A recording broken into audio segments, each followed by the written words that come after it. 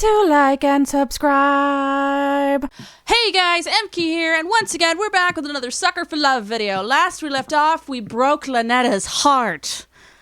My God, I actually got upset because she was upset, and that was so sad. So, now, we're gonna break it even more by betraying her and dating her sister, because yeah, why not? So, today, it's the Masquerade Makeup Guide. Backstage in an enclosed room with a mirror, prepare the host for a scene 2 by doing the following. Apply the masquerade mask, elegant robes, and a ritual knife. Okay. Mask, robe. Do I have the knife? Yes, I do. Okay. Look in the mirror to ensure the costume is prepared properly. So while Lonetta's in here taking a shower. Oh my God. All right. Well, I think it's on properly.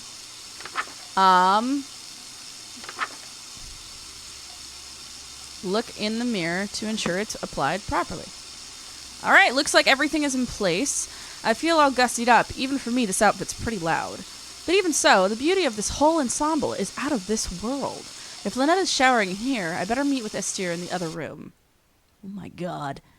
All I have to do is stand where the planet's light can reach me and... I already know that what you're going to say, Your Highness. Yellow's more your color than mine, but I still look pretty good, right? You clean up well. I'm impressed. You'd be presentable before my royal court in that. It's a pretty snug fit. The mask almost feels alive, like it's molding to fit my face perfectly. Quite the opposite, dearest. Your face is molding to fit the mask. I feel a twist of metal digging into my temples. It's stuck to my face somehow. Ow! Ow! It really won't come off. I may have failed to mention that we reenact the play with deadly accuracy. From this point on in the play, your character never removes his mask. So neither shall you. Well! This surely shouldn't be a problem for someone who is planning to be my eternal servant. Correct? I can't even blink anymore. My eyelids are stretched to meet the indifferent metal of the eye holes. The mask and your face have become one. Your every pore is now gilt in gold. This is... What do I have to wear this... What? Do I have to wear this to work? When I see family? When I see Lonetta? Wait a minute. Those strange people outside, they all had masks stuck to them too. Are they past followers who became Astere's servants? Is that going to be my fate? Oh dear. Well, enters wearing robes and mask. Steading interior and well lit. Oh.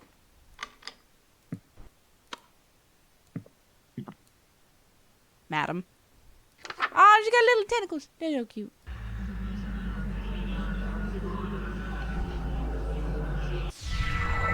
Welcome, company much cherished. May my loneliness thus perish to this evening we shall share, which would be wasted by myself. No attendants have arrived tonight, alas, besides thyself, but I'll be beside myself when the king reveals himself. Lay thine hands upon my bodice, for before you stands a goddess. Know this guest of goldenrod is merely the first of the night. Let us drink to your great wealth and family and life, lasting till your afterlife. I'll be yours once he arrives.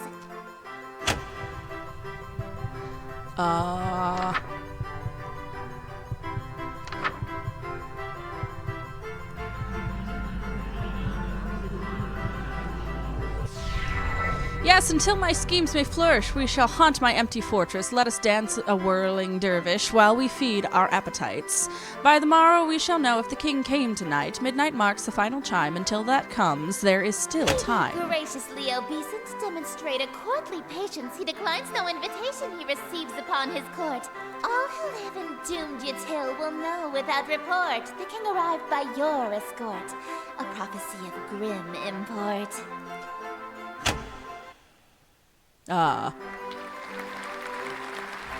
Applause.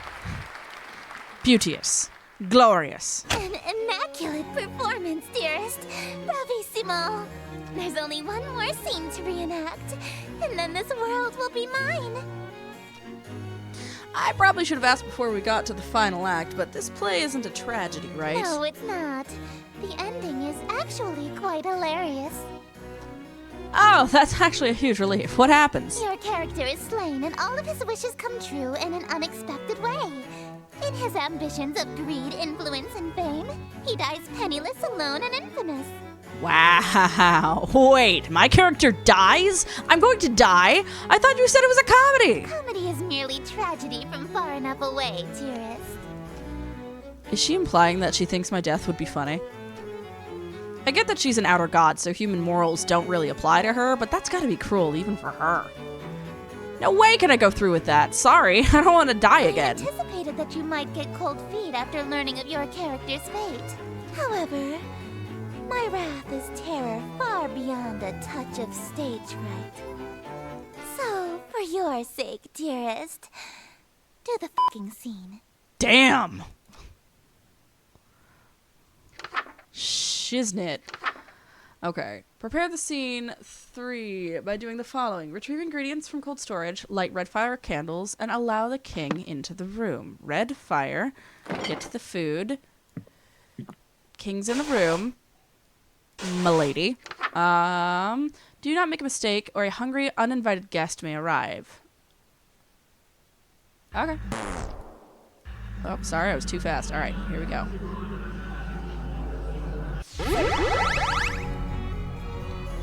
Ah, okay. The room is filled with the mouth-watering aroma of perfectly seasoned meat and fresh fruit. There must be a magical component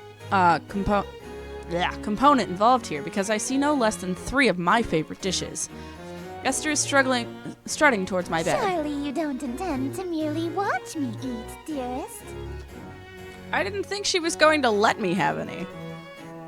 Don't mind if I do. That's not what I meant. Instead of watching me eat this feast, you'll feed it to me. What was that? It sounded like groans of murderous anger from outside the door. Was that from the masked stalkers outside? If they've all got masks on their faces, they must be Esther's followers, or even ex-partners. Then their groans were of jealousy? Makes sense, they've been locked outside all this time. I bet they'd kill for the chance to spend any time with Esther. Just a moment, dearest. What is the thread count of your silken sheets? At least 1,000, I presume. Silk? My blankets are cotton. Perhaps I'll just stand while you feed me instead. So picky. If she's that uppity, maybe I'll start with the grapes? Something that'll feed her princess complex. Aww. Delightful. I'm glad. Another. Hey, think I could have one of these? Dream on. My lips have already touched it. If you want an indirect kiss, you'll have to be more clever than that. Oh yeah? So you won't eat anything my lips have touched either? Of course not. You're eyeing this cream puff, right? Would you like me to feed you a bite? Oh, heavens below, yes. I am pleased by this new attitude of yours, dearest. I casually take a bite out of the cream puff. What do you think you're doing? Delicious. It's so good. I don't know how you like it. Let me try. Oh, you want a bite? Even though my lips have touched it? I don't want it after all. Well, if you don't want it, then I guess I can have some now, right? Hey, hold on. It's really delicious. Nothing tastes better than food with a twist of eldritch magics. It's a shame you don't want any of it. What's it gonna be? Watch me eat your favorite dessert or suffer an indirect kiss? Give me the cream puff. What was that? I order you to hand over the cream puff. Aw. Very well, my king. I offer over the other half of the cream puff to her eager hands, but instead... I forgot I was hand-feeding her. Okay, her lips are insanely soft against my fingers. Moving on. Delightful. Slightly uncomfortable. She's damn cute when she drops her sadistic front. I'd do more, but I feel those husks staring jealous daggers into my back. They'll tear my head off if I let this go on. Shouldn't we save some of this for the play? It'll hurt the performance if we eat the entire set, won't it? I suppose. Very well. Let us resume the play. Madam. A hungry, uninvited guest may arrive. Okay. Interior, no light besides an open window. Off, off, and off. Window's open, right? Okay. Wearing robes and mask. I am wearing the robes, right? Yep. Okay, good.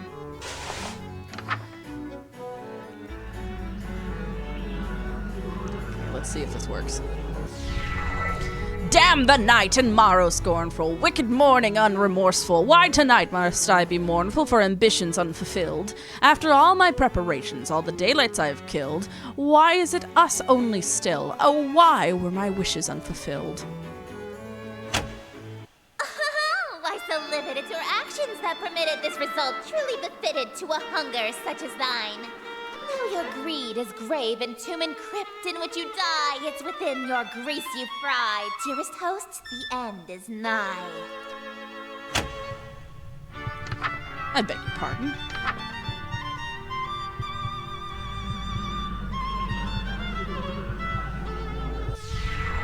Wretched guest, you've come to mock me, for bemusement thou wast hawking, and so in the town you've stalked me to watch my schemes fall apart. Strip thy mask, apologize, then hastily depart. Leave thee just my broken heart. Leave naught else in whole or part. I wear no mask, now witness, for it was thee who hast permit this golden guest to own the dimness of the city of Yatil. Lo, for I'm the king in yellow, whose long shadows on Yatil, and whose shadow you're in still. Dark as death is now Yatil. Well. Fatally injures the host. Oh my god.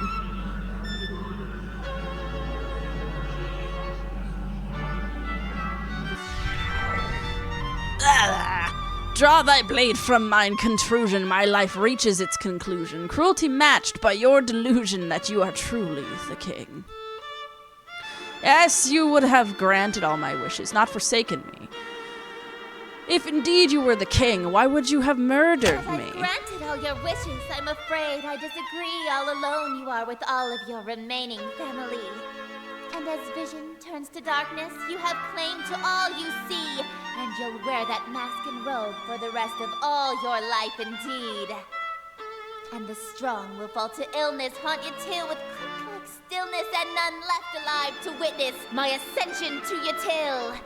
And from the catacombs shall spill the cries of innocence laid still, ye heard from lady and from smithy and from throne to peasant mill. Cries unprecedented in the history of Yatil. Wails unlike there'll ever be again in dark Yatil. That your invitations quill brought the king to black Yatil.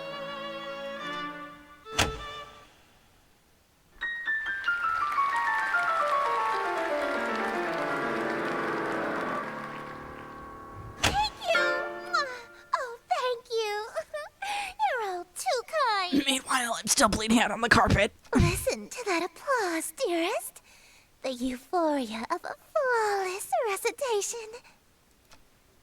Innumerable voices make up the cacophony of cheering outside my door. Fanatical revelry, screams of terror, and sadistic amusement, all amidst thunderous applause. The king has come. Smiles, dearest, smiles. Aren't you proud of yourself? Blood on the carpet. Why didn't you use a stage knife? I'm really bleeding out here. My blood streams from a gaping wound in my chest. My abdomen is unsealed. To ensure you stay in character, call it method acting, if you will. Oh, with sweet sorrow the curtain falls. Aren't you a god? Couldn't you and have the made it seem show like I was dying, and in begins. reality I'm not? The stage is now set for you to inscribe the yellow sign. Do this, and I will bestow upon you the smooch I promised. You mean the smooches you promised? Plural. You said you'd give me 2. Even now, that's really all you can think about?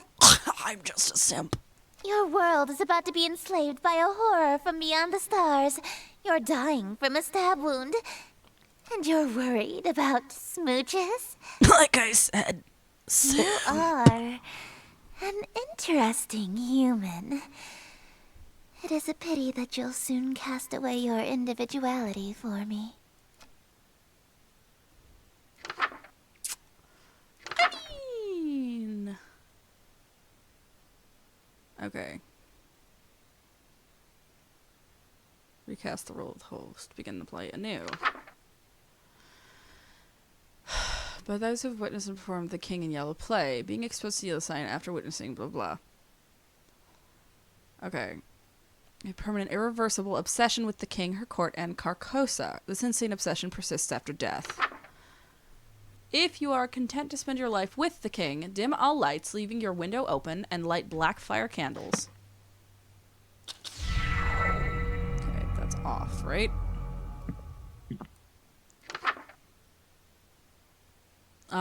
This will allow otherworldly images to reveal themselves. Draw the shape below without the X. Okay. Behold, the yellow sign. Become my slave, my eternal captive audience. I am entropy. Disorder. Where things are built tall, I appear to knock them down. Monuments, nations, relationships. Some of these husks have wedding rings on their fingers. I steal the hearts and minds of the rich or powerful to break them. I'm not rich or powerful. With them like gold dust. But why me of all people? I'm broke. Because I am the breeze of chaos that knocks down any tower that challenges the grandness of my court. Your relationship with my sister was one of those things. Before, I only pursued you because you held a great deal of clout amongst the Nyckelin crowd and shrewd wealthy types. You would have been an incredibly powerful servant who would have been able to draw in countless wayward souls that meet my standards. At least, until that reality ended and you undid all of my hard work. All of my followers that I had stolen from Lynetta. Gone in an instant. And I had no choice but to abandon that reality. There's Well, why nothing were left you to and your destroy sisters if to nothing begin with, exists, girl? You see. But in this reality, I've stolen away her most powerful asset. You. Just as I've stolen every member of my entourage. All the husks, they're bleeding from their chest onto their elegant robes, just like me. All these people, why? Why? Because it's what I do. No, I mean, why are they still here? Aren't they kind of third-wheeling our moment here? Kick them out. Huh? Such a defiant tone. Why aren't you under the effects of the yellow sign? Were you unaffected? Did the spell fail? I don't feel any different. You're supposed to be obsessed with me. Ah! I already was since I first saw you. That's why your little spell didn't work. You can try and resist it all you want, but one way or another, you're my eternal slave from now on. Are you proposing to me? I accept. Dearest, I'm not talking about marriage. What I'm talking about is catering to my every whim, anticipating my every desire, and living solely to please me. Yeah, that just sounds like marriage. No! I'm talking about a servitude where you do nothing but kiss the ground I walk on and revere me for all of time. A servitude unlike anything on Earth, where you never so much as think of anyone else. No, we have that on Earth, and it's called marriage. It's different! It's not. It's too! How so? It means no freedom. Forever. You are only permitted to do as I say. Yep. And it means preparing every single one of my meals for me, whenever I so wish. Yeah, for sure. And it means never being allowed to quit your servitude. You'll never be free of me so long as you live. Until death do us part, even. Exactly. Yeah, okay, I'm sorry, but you're literally just describing being married. I mean, hey, if that's what you want, then I'm in. Let's get married. Dearest, Aww. you shouldn't. I stole you away. I ruined your relationship with Lynetta. I preferred you from the beginning. I already broke up with Lynetta in the other reality, actually. Why are you being so persistent? You can't really want to marry me that badly. You're just trying to act all smooth, so I give you your second smooch. Save it for our wedding day. You can't be serious, right? Oh, please, tell me it is. Oh my god! He was serious, King in White. That's amazing! Oh my god. Okay. Thank you guys so much for watching. Don't forget to like, comment, and subscribe. Let me know what you think of this series so far. Any of the series you'd like me to play. And if you want to see some content that's not on my YouTube, go check out my Patreon. And I will see you in the next video. Next video to the next video to the next video to See the you next in the next video.